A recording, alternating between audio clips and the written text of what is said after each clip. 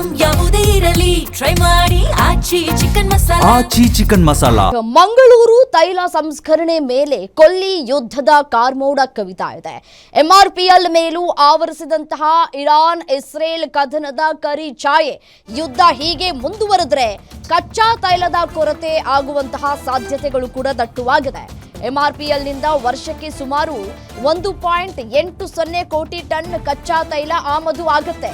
ದೇಶೀಯ ಬೇಡಿಕೆ ಪೂರೈಕೆ ಜೊತೆಗೆ ವಿದೇಶಿಗಳಿಗೂ ಕೂಡ ಈ ಉತ್ಪನ್ನವನ್ನ ರಫ್ತು ಮಾಡಲಾಗುತ್ತೆ.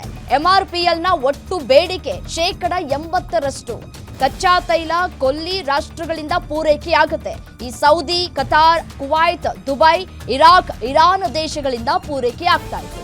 ಯುದ್ಧದಿಂದಾಗಿ ತೈಲ ಸಾಗಣೆ ಹಡಗುಗಳ ಸಂಚಾರದಲ್ಲಿ ವ್ಯತ್ಯಯ ಉಂಟಾಗಿದೆ. ಹೀಗಾಗಿ ಯುದ್ಧ ಮುಂದುವರೆದ್ರೆ ಮತ್ತಷ್ಟು ಹದಗೆಡುವಂತಹ ಸಾಧ್ಯತೆಗಳು ಕೂಡ ದಟ್ಟವಾಗಿದೆ ಅನ್ನೋದ್ರ ಬಗ್ಗೆ ಮಾಹಿತಿ ಸಿಗ್ತಾ ಇದೆ. ತೈಲ ಸಂಸ್ಕರಣೆ ಮೇಲೆ ಇದೀಗ ಕೊಲ್ಲಿ ಯುದ್ಧದ ಕಾರ್ಮೋಡ ಕವಿದಿದೆ. ಸೊ ಹಾಗಾಗಿ ಯುದ್ಧ ಏನಾದ್ರೂ ಹೀಗೆ ಮುಂದುವರೆದುಕೊಳ್ತಾ ಹೋಗ್ತಾ ಇದ್ರೆ ಕಚ್ಚಾ ತೈಲದ ಕೊರತೆ ಎದುರಾಗುವಂತಹ ಎಲ್ಲ ಸಾಧ್ಯತೆಗಳು ಕೂಡ ದಟ್ಟವಾಗಿದೆ. ಒಂದ್ ಕಡೆ ಇಸ್ರೇಲ್ ಹೇಳ್ತಾ ಇದೆ, ನಾವು ಭಾರತಕ್ಕೆ ನೆರವನ್ನ ನೀಡ್ತೀವಿ, ಅಂದ್ರೆ ಈ ಸಾಗಾಣಿಕೆಯ ಬಗ್ಗೆ ನಾವು ಮುಂಜಾಗ್ರತಾ ಕ್ರಮವನ್ನ ಕೂಡ ತೆಗೆದುಕೊಳ್ತೀವಿ, ನಾವು ಸರಬರಾಜು ಮಾಡ್ತೀವಿ ಅನ್ನುವಂತಹ ವಿಚಾರವನ್ನ ಇಸ್ರೇಲ್ ಹೇಳ್ತಾ ಇದೆ. ಬಟ್ ಆದ್ರೆ ಅಮೆರಿಕ ಸುಂಕವನ್ನ ವಿಧಿಸೋದ್ರ ಮುಖಾಂತರ ಭಾರತಕ್ಕೆ ಮತ್ತಷ್ಟು ಹೊರೆಯಾಗುವಂತಹ ಸಾಧ್ಯತೆಗಳು ಕೂಡ ದಟ್ಟವಾಗಿ ಇಲ್ಲಿ ಕಾಣಸಿಗ್ತಾ ಇದೆ.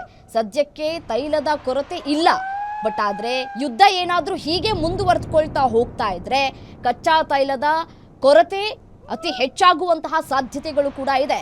ಈ ಎಂಆರ್ಪಿಎಲ್ನಿಂದ ಸಾಕಷ್ಟು ಈ ಒಂದು ಉತ್ಪನ್ನವನ್ನ ರಫ್ತು ಮಾಡಲಾಗ್ತಾ ಇತ್ತು.